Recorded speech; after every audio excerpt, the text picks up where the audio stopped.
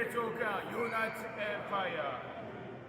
今日は試合があった。そして彼がエンパイアの応援してくれるってよ。みんな、ブローキンテーブルポッドキャストよろしく。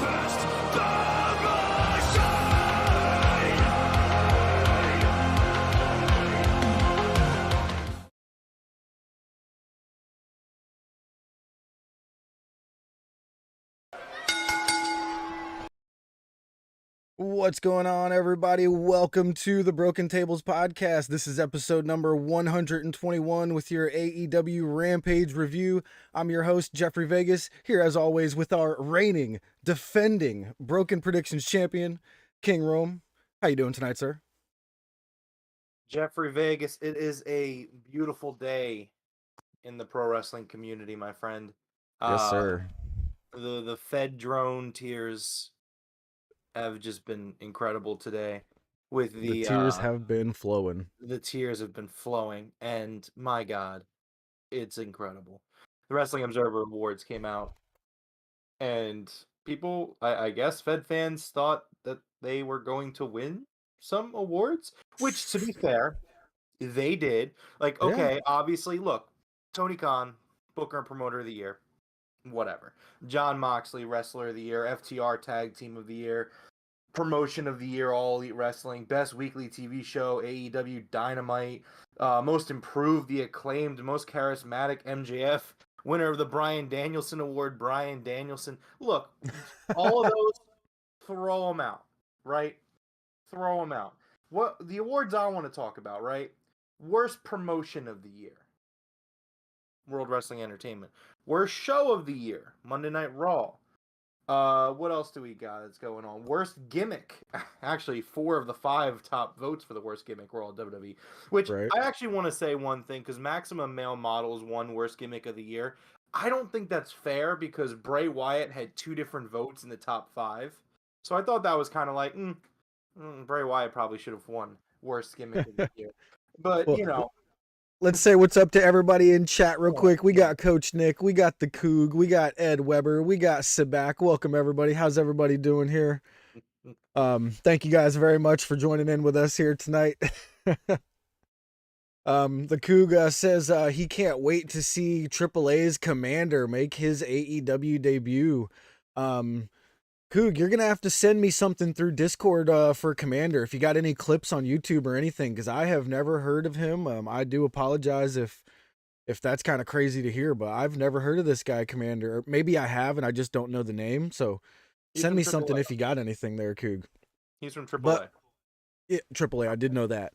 Welcome, everybody in chat. Thank you guys very much for hanging out tonight. This was an excellent Rampage. I was very, very happy with, getting Rampage back on track with not necessarily a must-see show, but if you missed this, you missed an awesome Bucks match, an amazing introduction, if you haven't seen them already, into Aussie Open. Like, my God, those guys put on a show. I thought this was a great episode of Rampage. What about you? Yeah, it was a great episode of Rampage. I thought a lot of good wrestling on the show, a lot of setup for next week on Dynamite. Can't really ask for much more on Rampage. I absolutely. As soon as I heard that the Bucks were facing Aussie Open, I knew we were going to have a really nice episode going on here. And, I had a feeling the Young Bucks were going to open up the show with Aussie Open, and that is what we got. We got the Young Bucks versus Aussie Open, which is Kyle Fletcher and Mark Davis. I'm not sure if you noticed this, but commentary mentioned Mark Davis's name like 100 times during this match. I feel like they really wanted us to remember these guys from Aussie Open tonight. They put on a freaking fantastic match here, and it looked like the Bucks were really putting them over for a while, didn't it? Well, yeah, Aussie Open's a really talented tag team. They've had matches with the Elite before. I didn't think it was anything out of the ordinary from them, but I thought it was a great match. I just, for something about it made me feel like they were kind of like focusing on this Davis guy. I mean, Excalibur had to have said his name at least 10 times. It was it caught my ear. I don't know. But great showing by these guys. Nice hot tag to Matt. We had a whole bunch of this is awesome chants. Fletcher hit an awesome brainbuster on the outside to Nick. That looked disgusting. Those brainbusters on the outside. I don't know how much padding is down there, but it doesn't look like much. That just can't feel good no matter what, Like, ow. Yeah. Big old AEW chants, this crowd. I was a little worried after Wednesday that this Phoenix crowd was going to be a little tired after Dynamite because, they were incredible during Dynamite. But, let's face it, here in Rampage, this crowd was just as hyped as they were for Dynamite. Did you feel the same? Oh, absolutely. Yeah, this crowd stayed hot, which was really nice to see. Some crowds, they don't keep it going. I wasn't super concerned about the crowd though going into it because usually when you have the really good crowds, they generally stay in it though. Yep, that definitely that's a good point. So we had an incredible back and forth with all four guys in the ring towards the end here. The lights go out, come back on, and no House of Black to be found, but they were casting their distraction. Matt gets laid out. He gets hit by the Coriolis for a 2.9999. Really good kick out there by Matt. Davis hits friendly fire on Kyle Fletcher there. The Bucks make there was this incredible spot where the Bucks somehow got Fletcher into a pile driver position onto Davis while he was standing there dazed. And then they super kicked him in his knees and made him pile driver his own teammate. That was one of the most unique and awesome spots I have seen. And I've seen 100 Bucks matches. You know what I mean? I've seen 100. This was, I couldn't believe that there was a move like that I hadn't seen before. I was like, that was unreal. I loved it. Yeah, I wrote that in my notes. I mean, that's the spot of the night for me. I agree with you. It's why I do think the Young Bucks are the best tag team of all time. It's just still creating new moves, man. Like, wow. Yeah, it's insane. It's so good. I could easily be wrong. I'm sure somebody's used that somewhere before, but that was the first time I seen it in mainstream, and it looked incredible. They pulled it off perfectly. So after that pile driver, I do believe we got, what was it, the best Meltzer ever? Is that what they got? Yeah. No, yeah, of course. I just always forget what it's called. The best Meltzer ever. Get the 1, 2, 3. I just wrote down, oh my God, wow, that match was fantastic. And the lights go out again. Once those lights came back on, they had the House of Black surrounding the ring. And just as it looked like the House of Black was going to climb in the ring and get a little brawl going, the lights went off again. And when they came back on, which was actually really quick, which, they couldn't have done this without it being recorded, obviously. The lights came back on really quick and they were gone. And I was like, yes, the editing finally comes in handy for a change. And it made it look really, really cool and spooky. So I actually really enjoyed the end of this here. Oh yeah, House of Black looked awesome coming out. They all looked great. Okay, and Coogan chat says he has never seen that before either with that pile driver thing. So if the Cougs never seen it, I'm venturing to say it hasn't been done very often. Yeah. I mean, Coach says I'm going to kill you for it. I've seen a tombstone before, obviously, but I haven't seen. Yes. I haven't seen that either be done in that way where the partner has his partner like in the tombstone position, and then the other team makes him do the pile driver in that. Yeah, Coach, I meant the whole sequence of somehow putting your partner into your arms and getting super kicked in the knees.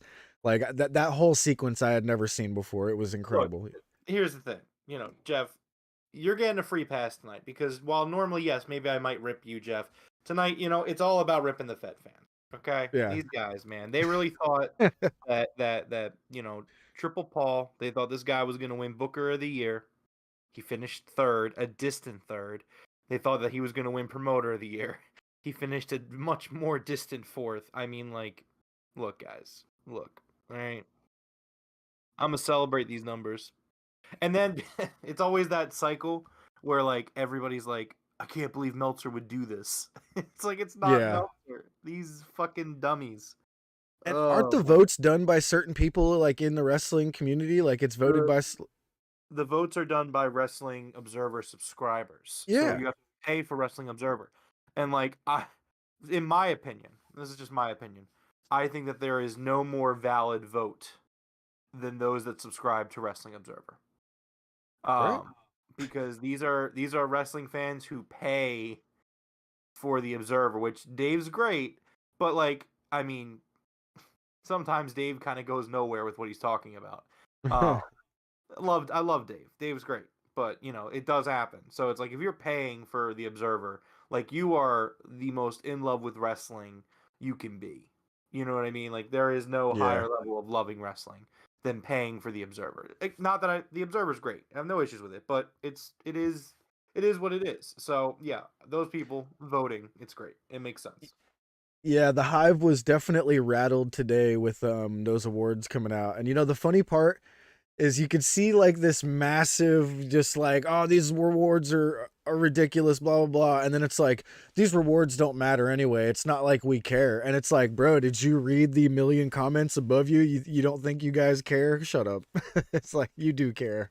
Most overrated award, Ronda Rousey. Worst television dude. announcer, Corey Graves. Listen, I'm gonna be honest. Okay, real quick with the Ronda thing. Like, I was a huge fan of Ronda when she was in the UFC. I tried to give her every chance that I could in wrestling, but my God, it's unwatchable. It is. Yeah. Worst major wrestling show, WWE Royal Rumble. That was last year's. Worst television show, Raw. Worst disgusting promotional tactic, Vince McMahon appearing on television for a crowd pop after sexual misconduct allegations came out. Worst match of the year, McMahon versus Pat McAfee at WrestleMania.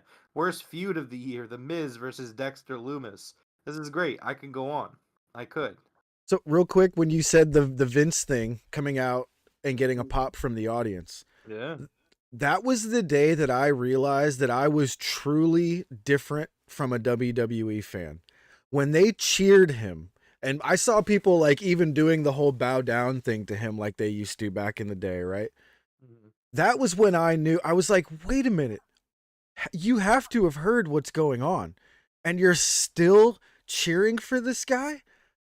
I'm like, I'm sorry. I'm not in your cult. I'm not part of that group. I am not in that cult. I am sorry. So I actually had a really interesting thing that happened to me last Wednesday or 2 days ago. We wrapped up Dynamite, right? Our Dynamite recap show. Great show. You guys should go check it out after we're done here live. And I go on Twitter and I'm just throughout the show I'm tweeting my thoughts on Dynamite. And I actually got into an altercation with a Fed drone, and I was like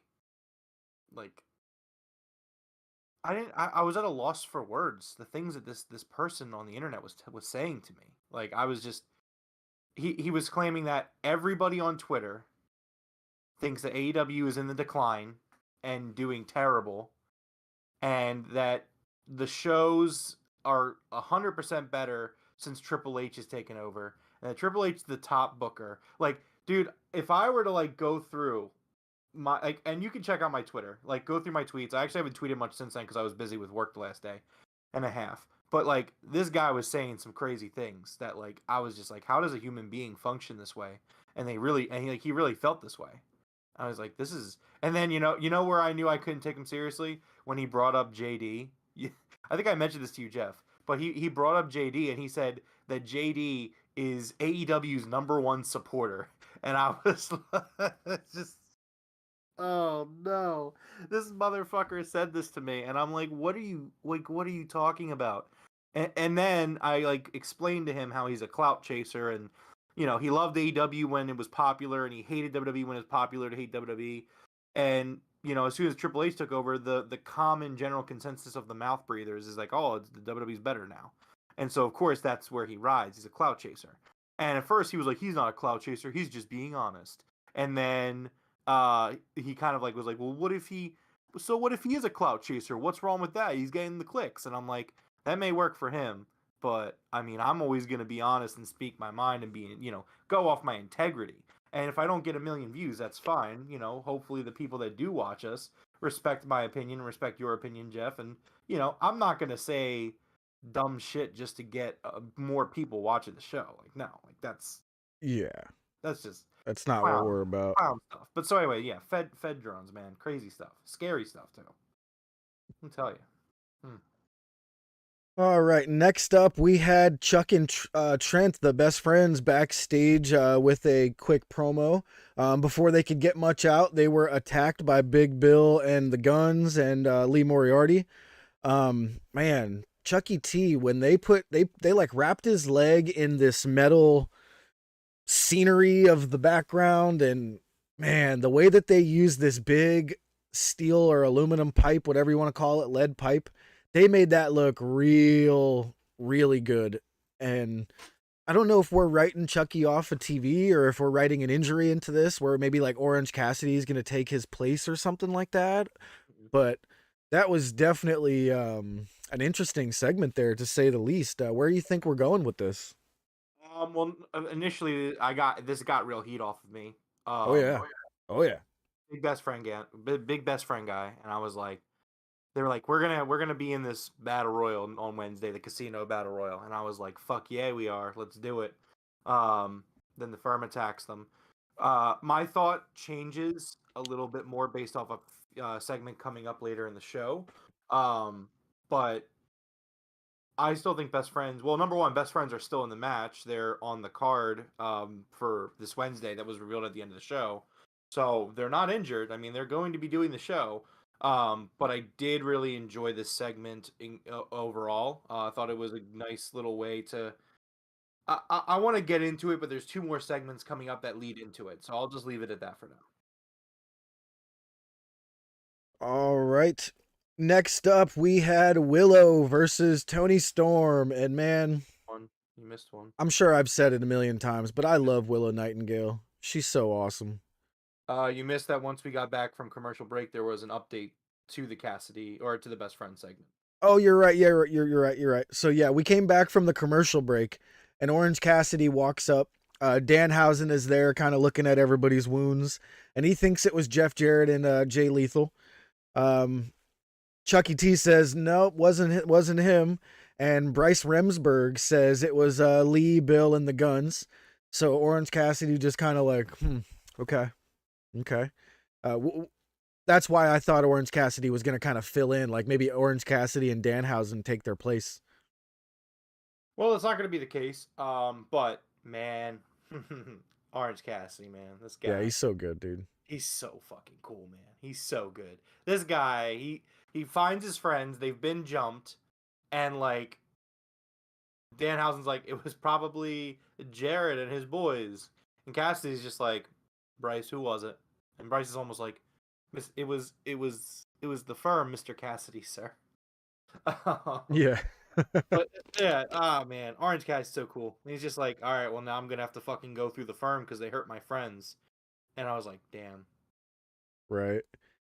So Ed says SRS without question has solid sources, but his Twitter account makes you think he's a guy who's never been punched in the face in his life. And I can assure you, Ed, I think you are dead on. There's a really funny video of SRS like following this dude around, punking him. If I was that dude, I would have headbutted him right in his fucking face so hard. Don't even get me started. You know what I'm saying? See, here's the thing. I'm really so that video you're talking about, that dude is a piece of shit. So he is. Like, yeah, but if he was following me like talking that shit, it wouldn't have just been me like. I know. But like, see, Sean Ross Sapp is like one of the most conflicted for me parts of like the wrestling community, because it's like I do pay for Fightful. I am a customer of his. I think that they have good scoops. They have good sources. They get good news. Great. Yes. And I commend the work that they do. That being said, this man acts like a child on Twitter. He acts like he's 5. Exactly. Like here's the thing, right? Like, it's one thing to kind of just engage in discourse, right? Like when that Fed drone commented on my tweet, I kind of knew what I was getting into. But at the end of the day, like, we largely, believe it or not, we largely kept it civil because that's just I'm going to I'm gonna have a discourse with you. If you want to have a discourse, let's talk. Let's have a discourse. But like this guy, Sean Ross, he does like the weirdest thing where it's like somebody will like somebody will be like, Sean, like, you should probably just chill out, man. Like, I've seen it, and he'll flip out on that person. Like, don't tell me what the fuck to do. And then he like screenshots the fact that they follow him, and I'm like, bro. Like, what up, Lance? Welcome to chat, sir. What's up, Lance? Yeah, I think we all generally agree with that statement, Lance, but we also do agree that he's got great sources. So like, I do like following him, but I definitely turn the bell off. If you hit that bell notification, get ready for something like every 5 minutes, like ding, ding, ding. I was like, my God, dude, calm down. Honestly, most of the people at Fightful, extremely annoying. The only one who I think is a legitimately good follow is Will Washington. Will Washington is a great Twitter follow. Yeah. He works at Fightful like 9 times out of 10. No, I mean even more than that. He's a consistently good Twitter follow. You know who probably my favorite Twitter, it's not from Fightful, he might work with them, but Righteous Reg, he's probably my favorite Twitter follow. I think he is also really good. I think he is with Fightful. He might be. Yeah, in terms of like the wrestling media though, like, which Reg is technically as well, I think. But yeah, Will Washington, that is like one of the better Twitter, like especially Fightful. The rest I'll have to make sure I'm following Will. I'm pretty sure I am, but I got to make sure. I don't recognize the name offhand. He's a good follow. I would really recommend it. But again, the rest of Fightful is just like, they're just not good follows. Like, it's just too much of the side of Twitter we don't like, and not enough of the wrestling side, you know. Yeah. All right, well, let's get to this awesome Willow Nightingale match. Willow Nightingale versus Toni Storm was up next, and man, I hate to say it, but the contrast between the quality of match between Saraya and Toni Storm was incredible here between Wednesday and Friday. Saraya's match was very, very, mid. Saraya definitely doesn't look like fully ready to get back, 100% like into a real feud at a pay-per-view here, but Toni Storm's match with Willow here was fan-freaking-tastic. And obviously that was largely to do with Willow. Willow was incredible. I don't know if my love for Willow comes from us getting to see her like almost every time that we've gone to a AEW event or what, but just everything about her just oozes charisma for me. Just the moment her music hits, I'm like, yes! I'm like that little kid in the meme, you know what I mean, at the hockey game. Like, something about her is just awesome. Well, she's got the it factor. She's for real, absolutely. She's got a personality that's memorable moveset. She's excellent. She's just an excellent addition to the roster and an excellent wrestler. Yeah, absolutely. Now, I do have a question, or you can say your point first. Go ahead. Go ahead. I was just going to start describing the match here. So, Saraya, right? Like, I feel like, and like including in the chat, like 99% of the people on wrestling Twitter, right, hate Saraya. Yeah. I think it's a little It's an overreaction. I like for them hating her. That's overreaction. I think so. Like, yeah, I agree. Like, I watch this stuff, right, with her in it, and even before AEW, but even in AEW, is it like top 3 in the division? No, not at all. But like, I don't know, like the amount of hate it gets is like really, really extreme. Yeah, can someone in the chat, anyone in the chat that I think it was Ed earlier, I don't remember exactly who, but someone said that they can't stand Saraya, they won't even watch when she's on. Can I get some elaboration on this? Because, like, again, like, she's not like excellent, but like she's not bad, and like she's playing a heel, and I think she's doing the heel character pretty well. I mean, if yeah, I see what Ed is saying. Now, where I would go with this is You know how with Danielson, the injury factor that we know he has with concussions, like every time he's in the ring, we're always kind of like, oh man, you know what I mean? And his skill makes up for that to where we just kind of, his skill is so good that we're like, all right, that's it. He's putting on incredible matches. But when she's putting on like barely mid matches, it's hard to kind of look past that whole like, oh man, I really don't want to see her, do something to get injured type thing. It sounds really weird after I finish saying it, but I hope I articulated it correctly there. Yes. Ed said that the IRL stuff is a bit too much for him. Exactly. There's a lot of stuff that gave her, hate, with Right, but I mean, Alberto. is that really 100% fair? I mean, I know about the whole Alberto stuff as well, and like she was coming back from addiction, stuff like that. But I mean, is it really fair at this point to hold all that stuff against her? I mean, number one, No. she And I try not unfortunately to. grew up like she grew up in the wrestling business. She kind of grew up Yeah. on the road, really. Wasn't she like 19 when she first joined WWE's main roster? Yeah, I think that's how old she was when she won that 19. women's Divas Yeah, she was on championship. the road at 19. Of course, she was gonna have fucking Yeah. rough But shit going on. so I don't a know. point that I would like to make here is I don't think she's actually here to be a wrestler. I think she's here for that veteran experience for the locker room. And they're going to put her out on TV as much as they can to get their money's worth. Just to be clear, Ed, could you elaborate what recent stuff? Maybe I'm forgetting something, Yeah, or I'm not too sure either. because the stuff that I think you might be speaking about or thinking about is like when she was with Alberto, and I know that she had some drug issues, and I think she said some stuff that was like a little much. But I mean, like I honestly don't recall. But I don't know. I just feel like it just feels so overblown. Like to just, I Yeah, I would mean, say that people like say stuff, man. Look at her. She's a tattooed rocker chick. She's married to a guy that's like a freaking death metal rock star. Like, come on. Some shit's going to come out of her mouth, all right? yeah, and again, like you don't have to like her, in terms of what she says outside of the ring, but like I'm talking strictly about like the product. It just seems like people just can't stand her in a product on the screen product sense, and Well, I just I get it don't when she's in see the it. ring wrestling, but I think the way that she was portrayed here tonight as, the outside distraction with Toni Storm in the ring, I thought that was the perfect spot for her here tonight. She did great. She looks great on the outside with that jacket on. She looks great when she grabs those cans of spray paint, you know what I mean? Like, I, Yeah.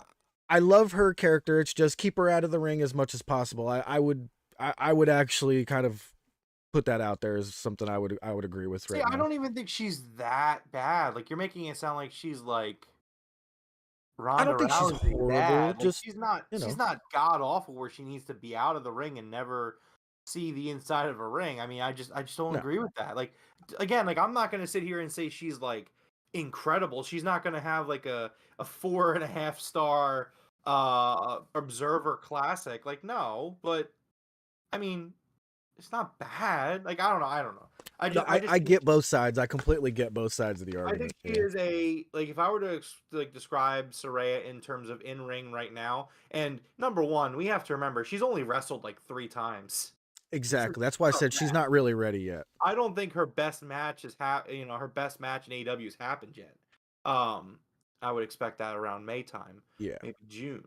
But and I I think mean, I think a lot of people were really disappointed in that match with Sky Blue. Like a lot of people did not like that match. And when I think it's Sky Blue, she looked great. You know what I mean? She looked a lot better than Soraya. So it's kind of like, oh, all right. But I mean, like yeah, like yeah, Lance said, she's fine. That's all. I liked how she was portrayed tonight. She had perfect distractions. The jacket, her outfit looks great. She's a rocker chick. I dig it right now. Um, Willow, man, this match was freaking awesome. Toni Storm hit Willow with a chest chop that you could hear up in the nosebleed section, and Willow just ate it for lunch and hulked up and clotheslined the shit out of Toni Storm. I absolutely loved that spot. Um, Willow got thrown into the barricade quite a few times. I really like the new barricades, how they don't move very often, and when they do move, it makes it look, a little bit more like, they were thrown into the barricade a little harder than normal. Willow misses one of her big cannonballs from across the ring. She gets hit with the hip attack instead. She gets hit with a DDT, but she kicks out on 2. Willow gets all fired up and actually does hit that cannonball. She only gets a 2.9 off of a Death Valley driver to Toni Storm. And this is where Willow goes to get up on the top of the ropes, I believe, and Saraya interferes. Toni Storm winds up hitting the Storm 0 for the 1, 2, 3. They go to grab the spray paint, and before they can get the spray paint, Ruby Soho, who is Willow's tag team partner, Ruby comes out for the save. She runs off Toni Storm and Saraya. But as they're going up the ramp, we kind of have a mirror image of what happened on Dynamite.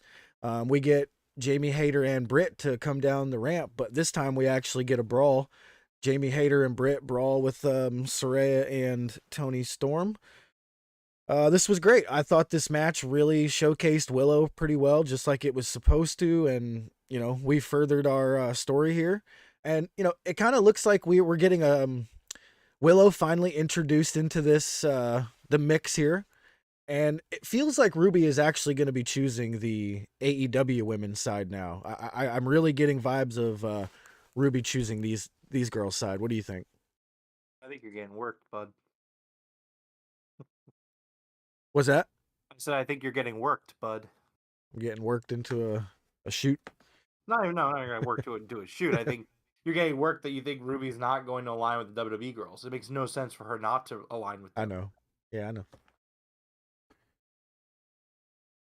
All right. Well, I thought this was great, especially the way they ended it here with Jamie Hayter chasing Britt up the ramp and kind of just dragging her out the back here. Mm-hmm. Next up, we got a promo with the Acclaimed in the back. And just as they mentioned Jeff Jarrett and Satnam Singh, Daddy Ass says, "In that 10-foot tall son of a bitch." And right as he says it, they get their asses handed to them. Now, they didn't say anything here. Like Excalibur, I feel like if it was something big, like a big deal, they would have specifically said it. But did it look like Sanjay put his pencil into Max's eye and Max was selling his eye? I think somebody on Twitter pointed out that Sanjay was writing like lyrics on Max's head, I think. What? Maybe I'm wrong. I swear I saw somebody during the next commercial after that. I went on Twitter and somebody was like, "Damn, he was writing something on his head. Was he writing like lyrics or something?" I mean, that sounds like that'd be a good joke, you know what I mean? But Max was definitely like holding his hand over his eye, but it could have been like a forehead thing. But I'm wondering if they're gonna do some sort of eye injury gimmick with Max here. No, I don't think so. Maybe, but I don't think so. Yeah, we'll see. I think that the big thing to take away from this is that I really feel like the best friends are going to be in that 4-way dance. Yeah, for sure. I mean, because you had the Acclaim get jumped. You had them get jumped earlier in the show because on Wednesday, the Firm and Jeff Jarrett and his boys were like, maybe we'll work together to get rid of some of the competition. And then you get best friends attacked. So you're like, damn, that sucks. But then the Acclaim get attacked as well. So I feel actually like this might be a pretty good chance for the best friends to win the match. Although the Jokers, obviously, in the match are going to be something to wonder about, which probably FTR, I would say. I think that's a really good bet. But we'll see. Yeah. We shall see. Next up, we had an absolutely awesome video package for Jade Cargill. This made her look like an absolute star to me. Like, this, I don't know where this came from, but my goodness, I loved this video package for Jade. She was like, I'm ready for anybody who wants it. You know what I mean? And I can't picture anybody else other than Mercedes in my head. You know what I mean? I feel like Forbidden Door 2, bro. I had a dream about that shit. I'm almost positive it's happening. Well, did you see about Mercedes? Did you see the thing about her going around today? No. So she's only contractually committed to New Japan Pro Wrestling for 2 more appearances. And both of them are up before I think up before the end of April. Wow, that's fast. Yeah, so she's only. I mean, obviously she could commit to more, 3 but right months. now she's only committed to 2 more matches for the Huh. company. No, did you watch the video where Kenny Omega and her met and see the translation? I did, but I originally was share when I was sharing that. I thought that was at Battle in the Valley, but no, that was actually at Wrestle Kingdom. Yes. And you could tell by the hair, you know what I mean? It was the flame hair. Now, the one thing that Kenny had said is he mentioned, hey, I heard they're doing a lot of mixed tag matches over there now. So obviously he was talking about New Japan, but man, could you imagine if we got some mixed tag with Kenny and frickin' Mercedes and AEW? Oh my God.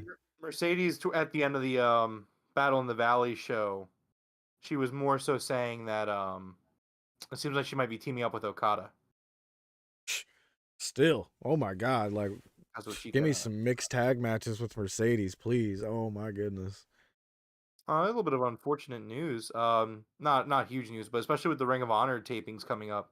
Kayla Rossi got injured. If you guys remember, she was working with like the Diamond Sheik as a manager. Grade 2 calf tear. Kayla Rossi, she's that really Yeah. buff girl, right? Yeah. Oh, okay. Hold on. Ooh. Actually, she says it's no full tear.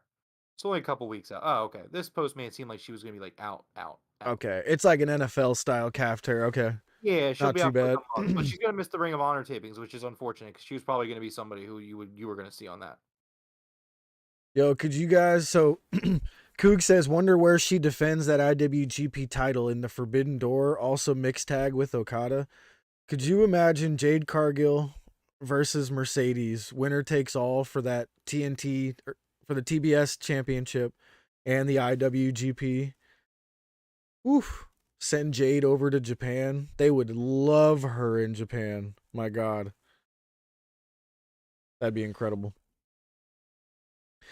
All right, next up, we had the Murder Hawk Monster Lance Archer versus Dave Dunzo. As Jericho put it, his name was Bryce Saturn, actually. I knew I was going to get that reaction from you. Yes. I wasn't sure if you actually were like, no, Jeff, you took the wrong note. It's not. It's Bryce Saturn. Oh, that was awesome. And, in a great return, Lance Archer had Jake the Snake Roberts with him as well, so that was cool to see. But Lance Archer annihilates this dude, Bryce Saturn, in about a minute and a half. That's why Jericho called him Dave Dunzo. Huge ripcord clothesline type thing to finish it off. Love the Murder Bird. He is fantastic. You know what? I still have like 3 Murder Hawk Monster figures to give away. Maybe if we try to get ourselves back up to 450 subscribers, we will do at 450. We're going to do a Lance Archer giveaway. So I do have a Lance Archer figure buried behind me somewhere. When we hit 450, we will do that giveaway. So see if you guys can get some of your friends and share on Twitter and stuff like that. Try to let them know. This was great, man. Great to see him back. I've always liked Lance Archer. It's just he's got a lot of I don't want to say commitments to Japan, but when he goes over there, he stays for a while. So it's real hard for Tony to book him in anything solid over here in AEW. That's why he just kind of shows up, destroys somebody, and then leaves. Yeah, I mean, the problem is Lance Archer is in a weird situation where he's one of those monster guys. So it's like Tony's not gonna book these monsters to just constantly lose. But like I don't know, I feel like Lance Archer ends up being in booking bingo or limbo. Sorry, not bingo, limbo. Booking limbo sometimes. Also, to your credit, what you're saying, where he ends up having to go to Japan for 5 months. You know what I mean? It's just like, okay, Yeah, well, you don't want to book this guy super strong and then he leaves. For 5 exactly. That's the whole point. Yeah. Right. But yeah, I'm happy But with that. I'm ready for him to be like, listen, I'm here for 12 months. Let's do this. Book me solid. Let's get a feud going with after MJF is done with Danielson, man. That would be, I'd love to see him go up against MJF. What's MJF gonna throw in his way to stop him? You know what I mean? He could throw the whole firm in his way, even though they're not a thing anymore. Like, that'd be nice. We'll see. Maybe. Maybe the TNT title. Ooh, that'd be nice. Ooh. Or here we go. The All Atlantic Championship is perfect for him. He could take that to Japan and defend it over there. Well, the only problem with that is that he's not beating Orange Cassidy. I don't know, man. It's been a minute. That title is perfect for him. Oh wow. I think they're gonna like let Orange Cassidy just fucking have like a super long reign. Just give the guy like a really, really long reign. We could even have that match in Japan where Cassidy goes over there.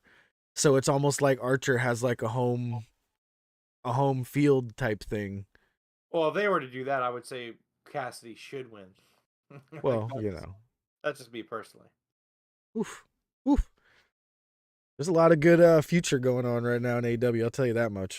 So Sabak says he's been complaining online about not being booked. I've seen that. I don't know how much of that is him complaining and him actually working. That's just me personally. Like the way he's been doing it hasn't been in a way that he's been complaining straight up. He's been doing like take the chains off the Murder Hawk. Like yes. The way he's been doing it, he's clearly working. In character, yeah. That's what I'm saying. Yeah, I think he's saying those things in character. Like obviously he probably wants to be on TV, but again, he was working with like for New Japan like up until like the end of the year last year. Like he was teaming with Minoru Suzuki in Japan in like late December. So he's actually a really good Twitter follow too. Now that we were talking about that earlier. I recommend him. He is. But yeah, I think that was more of a work because here's the thing: like they wouldn't have brought him back. Trust me, at this point, like you see, like what happened with Miro. Like, I mean, there's more to Miro than that. Miro didn't want to do the booking that Tony had for him, so I guess it is different. Miro wants to go back to the Banana Nose Circus. Let him go. He does, which is so weird because it's like, hey, remember that time when they made your wife stand right in front of you and kiss make out with Bobby Lashley? It still makes me cringe to this day, dude. And remember when they like humiliated you, just like completely fucking humiliated you on your way out the door before they were like, I remember that last like month and a half, 2 months. No, it was more like a 4-month stretch of Miro Rusev's fucking ending in WWE where it was just like, ugh. Dude, I would have had an IRL Shawn Michaels moment. Like, remember that time backstage where Shawn Michaels couldn't stop super kicking people? Yeah.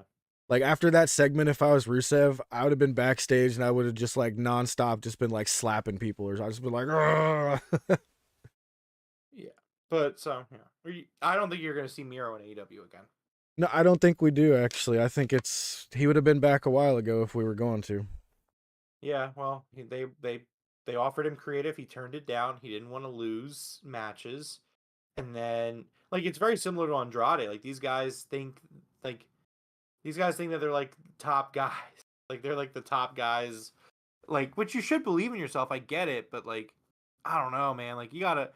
I don't like that I say this on a weekly basis at this point. But, like, it's pro wrestling. He has a different view of, like, I come from... the major leagues, quote, I'm doing the quote fingers here. Yeah, and he's like, I'm better than all these guys because of that. And it's like, no, you're not, dude. Like, you're not. Yeah. But let's move on here. Next up, we had Dustin Rhodes backstage asking Keith Lee to give him a hand against Swerve, seeing if he wants to tag up in a match. And dude, Keith Lee's gear here was definitely interesting. He looked like he was from like some, how do I describe it? Like, so like, it was like from imagine an apocalyptic type movie where there's still a church in existence. He looked like he was like an order of the church from the apocalypse. It fucking looked cool as shit. So I'm not going to take credit for it because this isn't my joke, but I saw it on Twitter and I don't remember who said it. So I can't give them the credit, but it's there.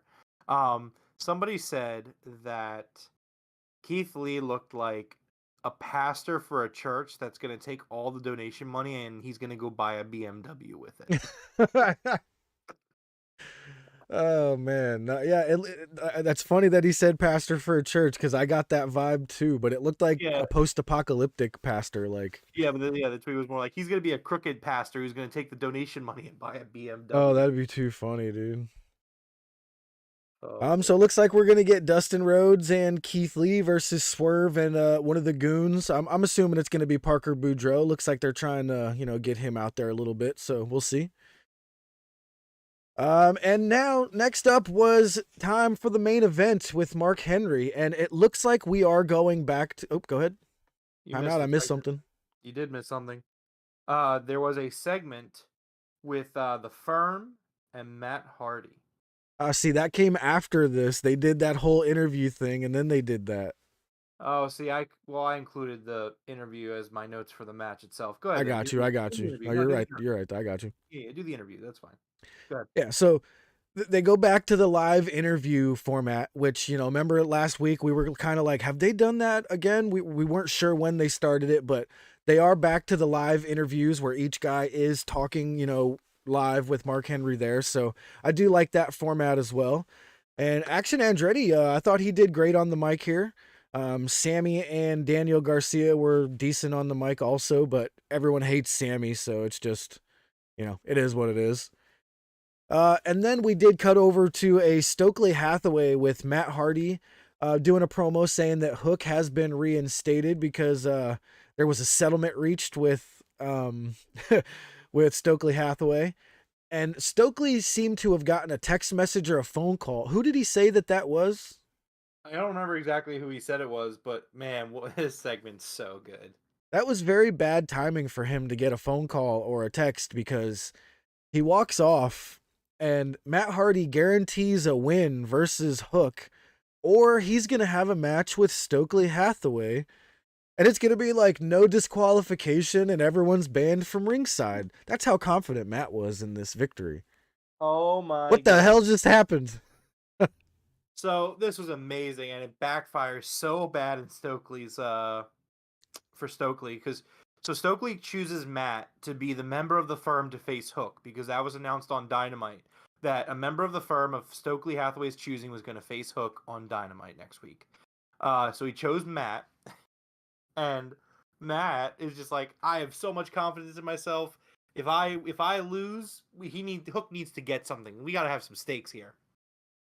If I lose, Hook gets a match with Stokely. And Zay's like, yeah. And you know what? Should be like, no DQ. Like, and then Ethan doesn't get it. Ethan's being worked. And so he's like, oh, yeah, that sounds amazing. Because you're going to win, Matt. And Matt's like, yeah, we'll all be banned from rings. And I'm like, Matt Hardy is totally going to lay down for Hook this week. It's totally going to happen. Oh, like, dude, yeah. Matt Hardy is literally going to like, look, like obviously we don't like when like finger poke of doom type stuff happens, but obviously there's a kayfabe reason for why it's going to happen, and it's going to be amazing. I don't know if they're gonna draw it out a little bit where Hardy's like working the ropes and stretching and stuff, or if Hardy's just gonna lay down. Like if Hardy just no. He's gonna go over and he's gonna start poking Hook in the chest, and Hook's just gonna judo throw him and put him in the red rum in one smooth move. Well, right, but I don't think Matt would want to get put in red rum. Matt wants to lose the match, though. So that's why I'm saying like Matt should just like lay down. That would be really funny if he just like as soon as the bell rings, he's just like boom and hits his back. It would be really good if like the bell rings and like, you think Matt's gonna wrestle the match and they're about to hook up, and all of a sudden Matt like leans in and whispers something to Hook, and then like Hook's like. Match like, ooh. Wait a minute. No, you're right. I think this is all a coordinated plan because Quez was the one that was like, yeah, we'll be banned from ringside. He's in on it. So if Hook's in on it as well, if they actually recreate the Finger of Doom, I'm gonna lose my shit.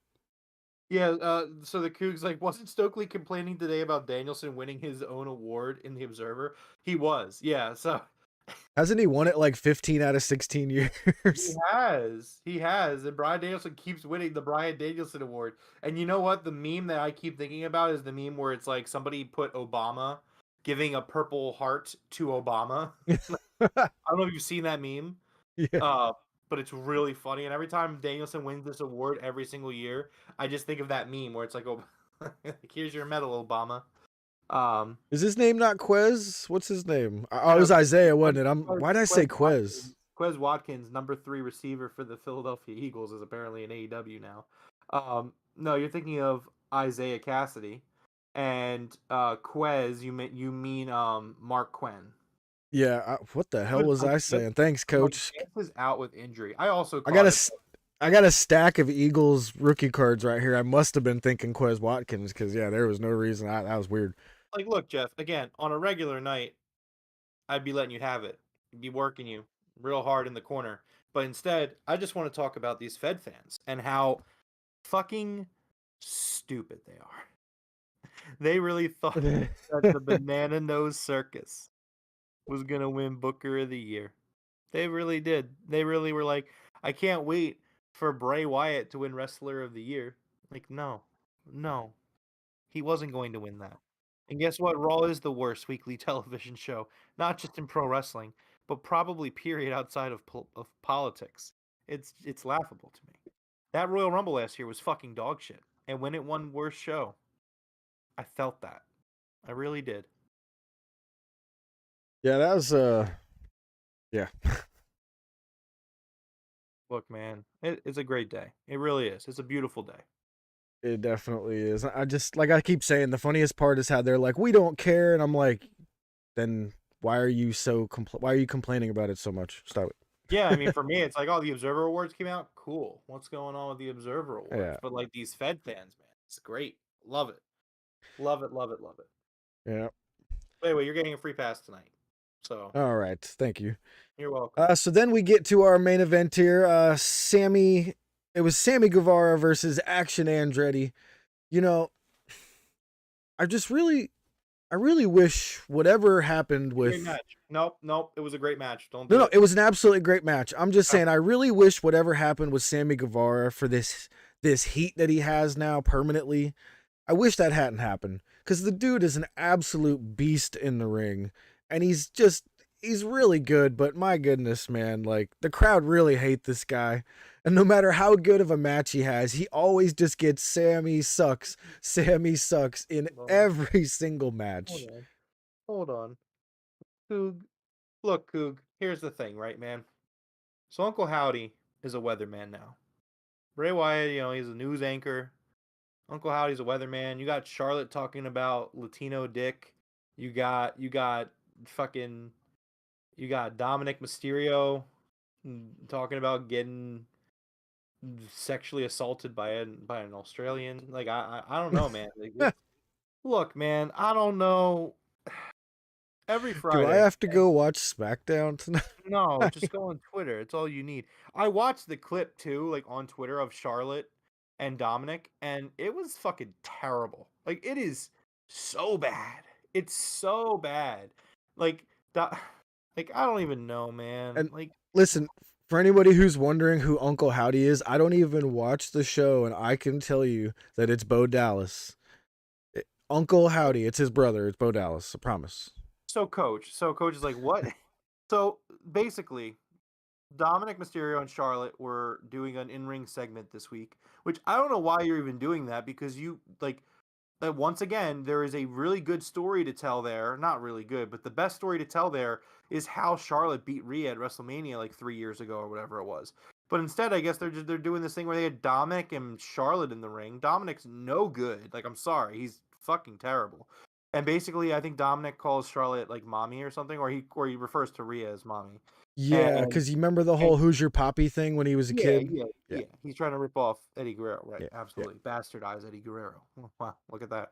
But so Charlotte says that she has someone at home who calls her mommy, with a much thicker accent, and when she says thicker, she looks down at Dominic's crotch. And I was like, man, this is top quality sports entertainment right now. This is where it's at. What? No, I'm dead ass. That's what she said. That's what she said to him. So did she break up with Dominic tonight? Is that what happened? What? She broke up with Dominic by telling him he has a small wiener? No, Charlotte said that. Oh, Charlotte's. Oh, she was talking about Andrade. Oh. Yeah. Charlotte was like, the guy that I have at home calls me mom. Yes, coach, this is on SmackDown, and Ed is right. Charlotte is one of the worst mic workers ever, paired with Dominic, who is also fucking terrible. Like, again, here's the thing, folks. Like, they make it so easy. They make it so fucking easy for me to put on the glasses and like I know I look stupid. I know I look like a fucking dork. Not But at this is all. where we're at. Oh, thanks. I appreciate that. I'm a self doubter. I doubt myself a lot. No, But no, those it's are some fucking nice wayfarers, man. thanks, man. Anyways, no. These Fed fans are just it's dumb. It's ridiculous to watch Yo, to watch them defend this stupid product. And again, like yeah, they had a Firefly Funhouse, and Bray Wyatt was a news anchor wearing a wig, and Uncle Howdy was doing the weather report. And it's like I used to stand this man so bad. do you want to Like hear something even funnier that I just realized the other day?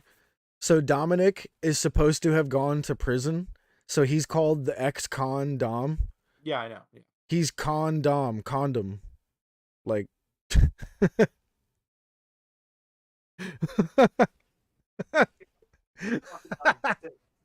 fucking do it anymore.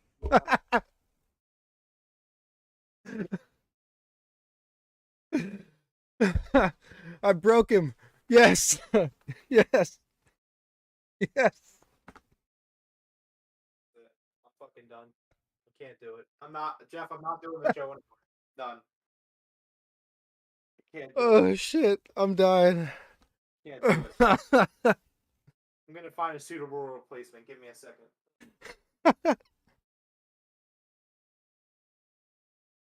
Woo. This jacket, now I'm hot. I'm sweating. That was too fucking funny. Oh man. Ugh. All right, I need you back, man. I think we need to close it out for the night. No, it's fine. Here, you can do the show without me. All right. Look, it's gonna be the exact same thing. I'm not doing it. I'm just not doing it. It's fine. I don't want to break my glasses. Just fucking just prop it up right. Snorlax is good. It's all good. It's fine. It's fine. There you go. There's the show. There it is. All right, guys. Well, thank you everybody in chat for joining us tonight. We appreciate you all. The Cougs are back. What's that? I hate them.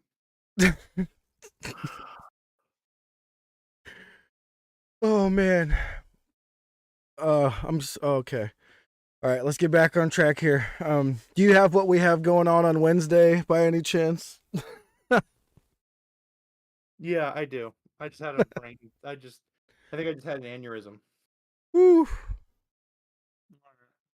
That's getting clipped and put out as its own video for sure. Oh man. Anyways, coming up this week on Dynamite. Coming up this week on Dynamite, we have the All Atlantic Championship, Orange Cassidy versus the Firm's Big Bill. We have, which I think it's going to be great. Orange Cassidy's going to start working his way through the Firm, I'd imagine. The coach wants us to go over the awards. I could do that if you want me to, Jeff. Casino Tag Battle Royal, Best Friends, Alex Reynolds, John Silver, The Kingdom, which is still gimmick infringement. Butcher and Blade, Lucha Bros, Claudio and Wheeler Yuta, Roosh and Preston Vance, and Top Flight, and Aussie opens back again, and 2.0 along with the Jokers. That will be for the final slot in the World Tag Team Championship match. We will hear from MJF and Bryan Danielson ahead of the 60-minute Iron Man match at Revolution. Chris Jericho will be taking on Pretty Peter Avalon. Yeah. The FTW Championship, Hook will be defending the title against Matt Hardy. If Matt Hardy loses, Hook gets a no disqualification. All of the members of the Firm are banned from ringside match against Stokely Hathaway. I really hope that. I was very confused on that whole thing. I thought Matt Hardy got a match against Stokely. No. Hook gets the match against Stokely. Okay, that's even better. Fine. Let's see. Tony Storm versus Riho. Triple Paul shaking in his boots. Riho is returned. Yes. God, I love me some Riho. Now, I would assume that this is because of the 60-minute Iron Man match, but now on Dynamite this week, we have the Face of the Revolution ladder match. It will be a 8-man ladder match. Samoa Joe is going to be on commentary, which is interesting. But anyways, Konosuke Takeshita, Ortiz, Commander debuting from AAA, Action Andretti, Sammy Guevara, Powerhouse Hobbs, Eddie Kingston, and AR Fox in the ladder match, where the winner faces off the winner of the world title. They get a world title match in the future. Again, I'm gone at this point, man. Yeah. They get a world title shot. Announced for the pay-per-view so far, the AEW World Championship in a 60-minute Iron Man match, MJF versus Bryan Danielson. The AEW Women's World Championship three-way dance, Saraya, Jamie Hayter, and Ruby Soho.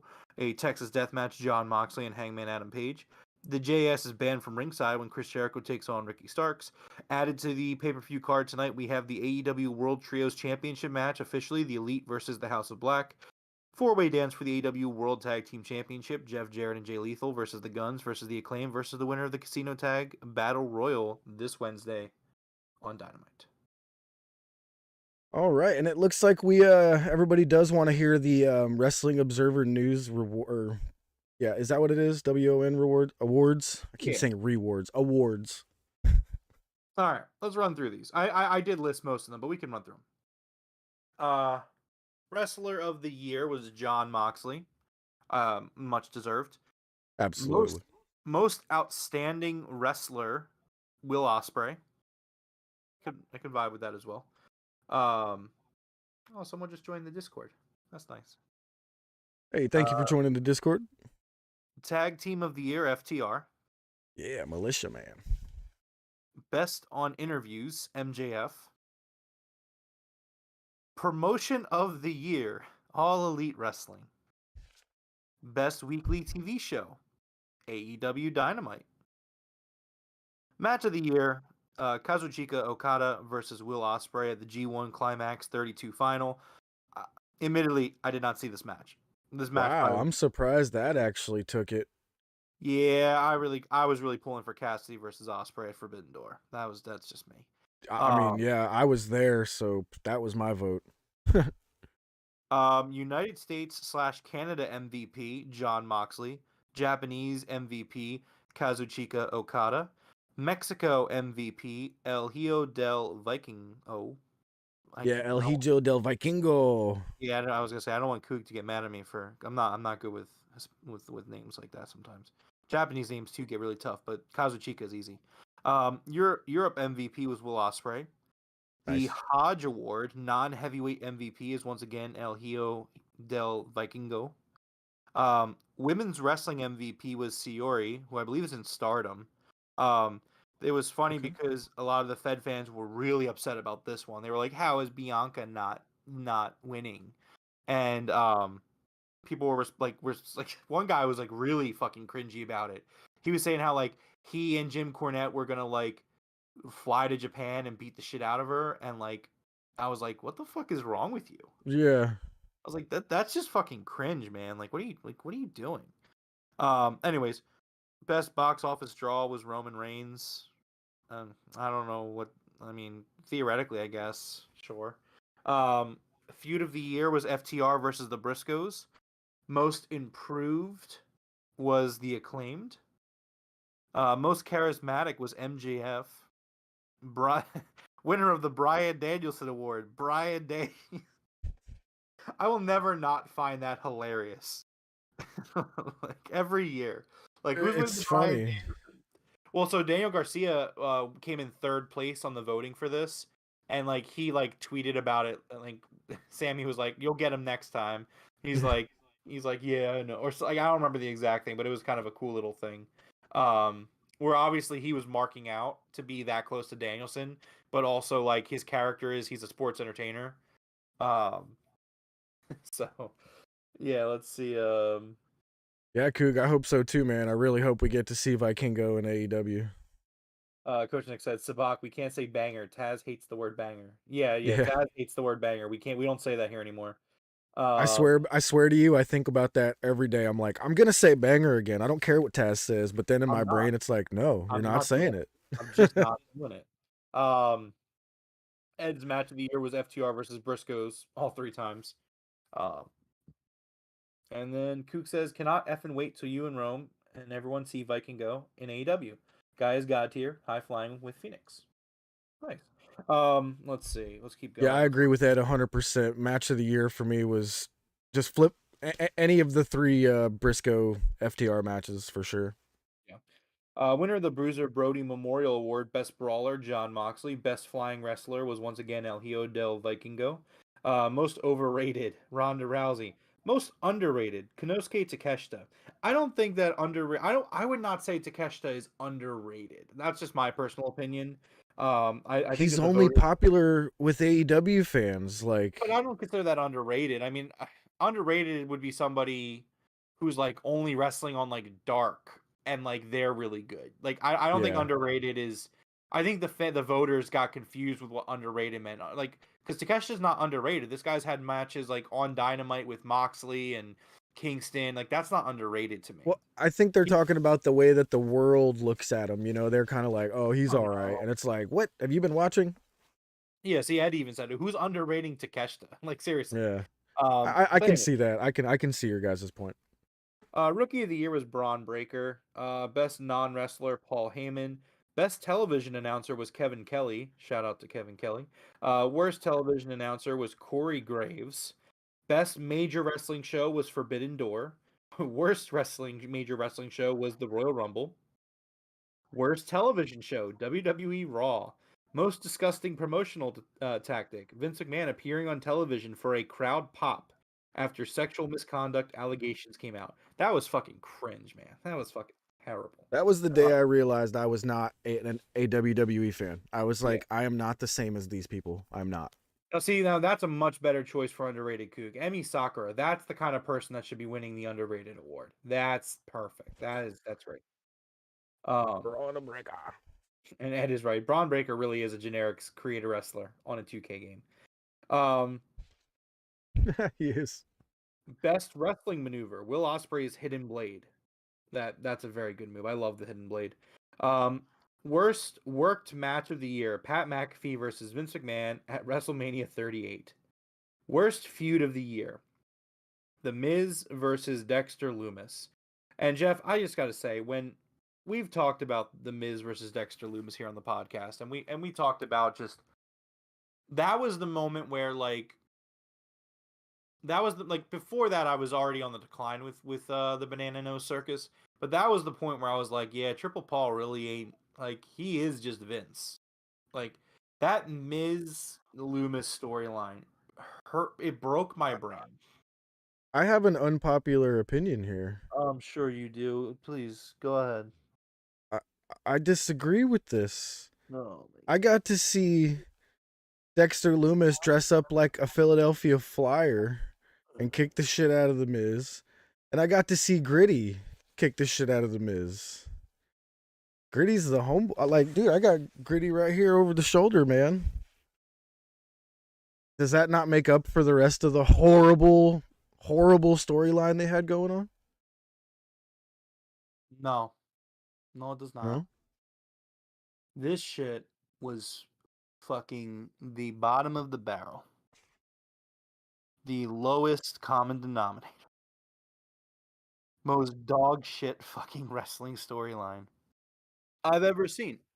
It made no fucking sense.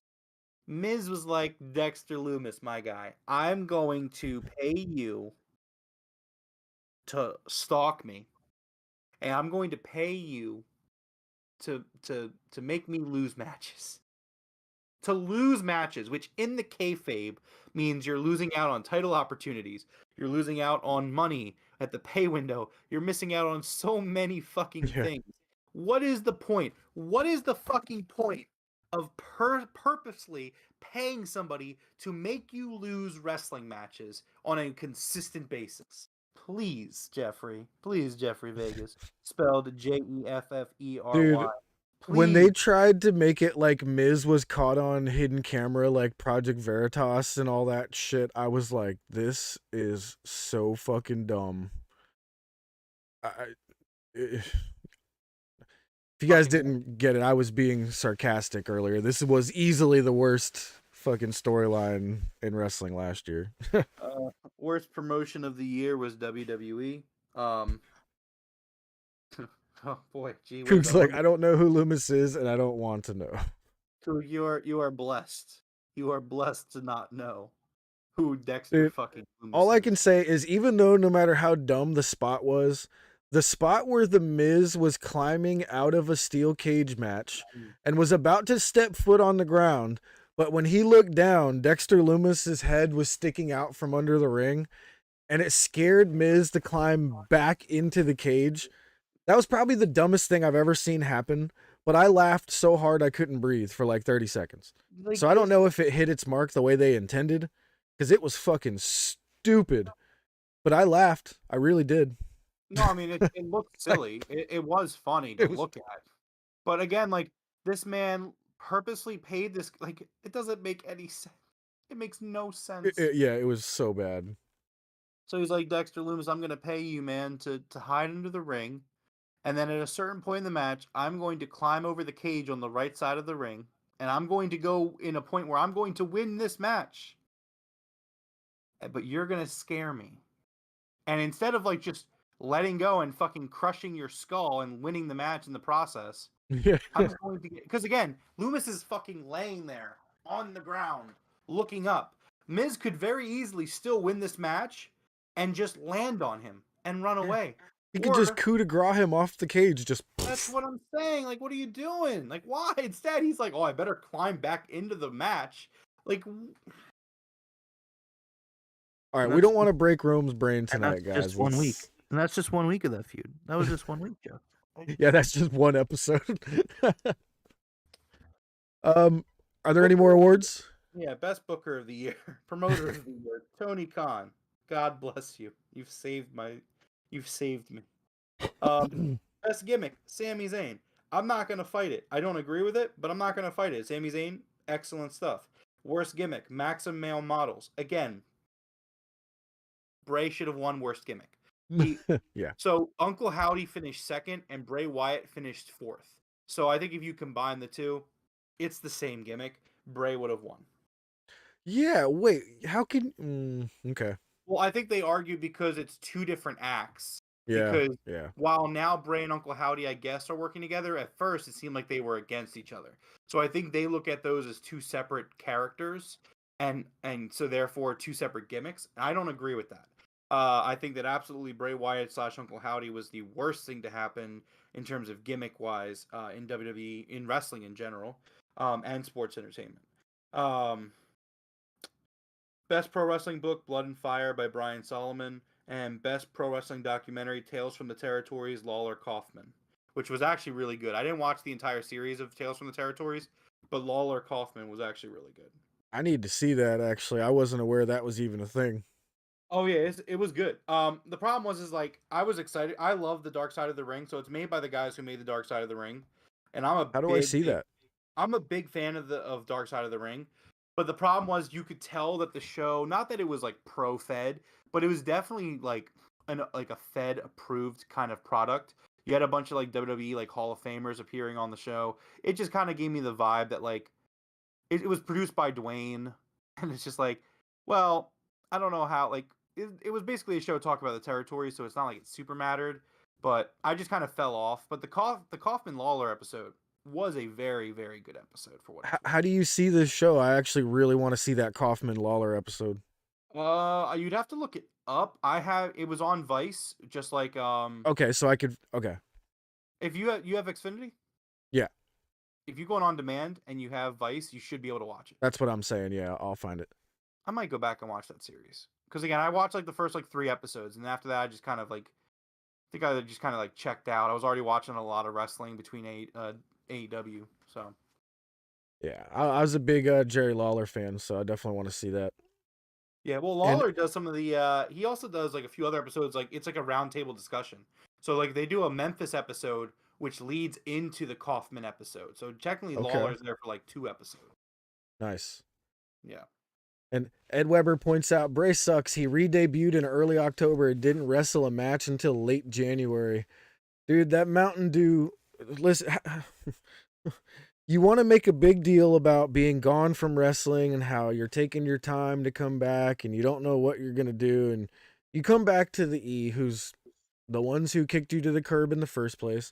They obviously had to have handed you a shit ton of money because this can't be the story that you had in mind to fucking feud with what looked like yourself.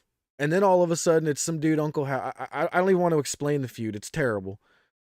And here we are having a Mountain Dew, a fucking soda match. Mm-hmm. He comes back in his first match of any substance anyway, is a soda match with glow-in-the-dark fucking beads under the table. Like, it hurts my brain to even think. Remember when I was on Wyatt Watch, dude? Like, and I was like every week wondering where Wyatt was and what he was doing. Like, it almost makes me embarrassed to have been, you know, wanting him that much. You know what I'm saying? Like, Coach Nick makes a perfect point there. His son loved the match. He's 4. Mm-hmm. You know? Yeah. It reminded me of going bowling on Friday nights as a kid when all the teenagers would go and they would turn the black lights on and the balls would glow. Did you ever do that? Cosmic bowling? Yeah. It's what it reminded me of. Yeah, but bowling is actually better than that. Yeah. I'm just saying, like, that couldn't have been his vision. How much they got to pay you? Do not. Like, I'm not even a big bowling guy, right? I'm terrible at bowling. Absolutely terrible. I'm actually pretty good. I'm fucking god awful. So I never go bowling because of how bad I am. But do not put down bowling in that way, Jeff. I will not allow you to do that. I see what you're saying. I will concur.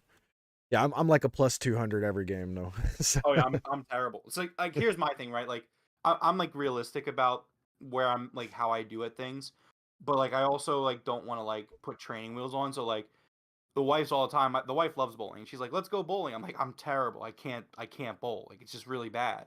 She's like, "We'll put the bumpers on." I'm like, "I am not," and I repeat, I am not going bowling and putting the bumpers on. Like I understand where she's coming from. She just wants to go and have a good time.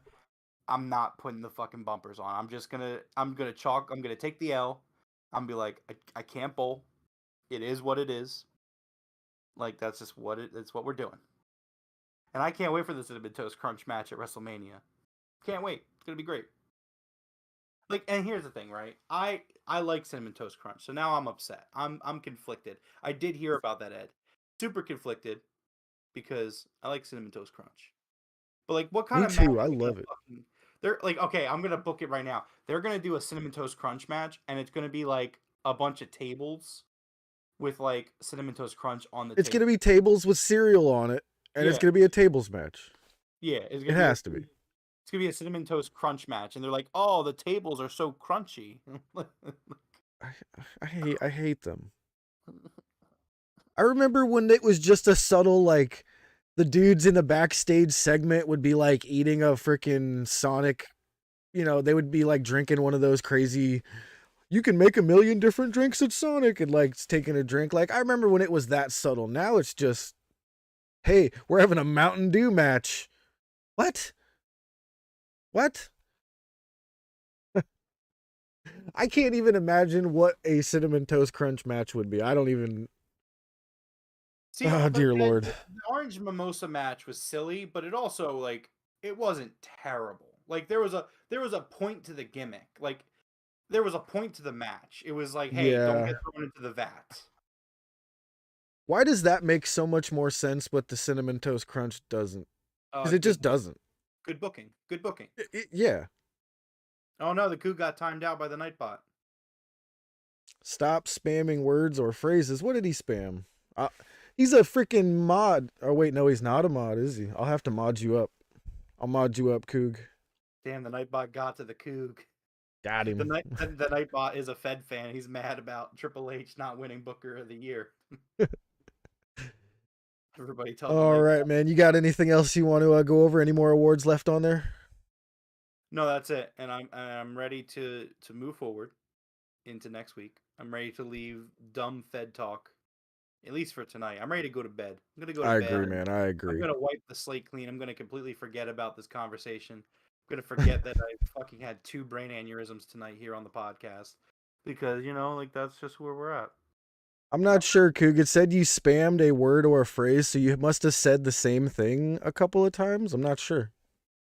Didn't even say really. Weird. But I leave you guys with ex-con Dominic Condom. I want y'all to remember that forever. I gotta finish the show. Don't But do this to me. on Wednesday, sir, I did forget to have you close us out. So give us a good one here tonight on our Rampage review for Friday nights. Absolutely. Well, this has been episode 121 of the Broken Tables. Have a bowl of Cinnamon Toast Crunch when you wake up. That's good. That's funny. This has been episode 121 of the Broken Tables podcast. Thank you for everyone hanging out with us here live tonight. Please hit that like button and subscribe on the way out if you haven't yet. While you're at it, go back and check out our Dynamite review that we did on Wednesday. It was a good show then too. If you like video games, we talk about video games on Monday nights with the Game Room podcast. This week coming up is a big week of content for us here on the channel. Revolution Week is upon us. So we're going to be having the Broken Tables podcast, obviously, doing the Dynamite review, Rampage review, Revolution pre-show, Revolution post-show, along with the Game Room podcast. So if you enjoy content here on the channel, you're going to get a lot of it next week. Jeff, the Curly's order needs to be placed. We will get to it when we can.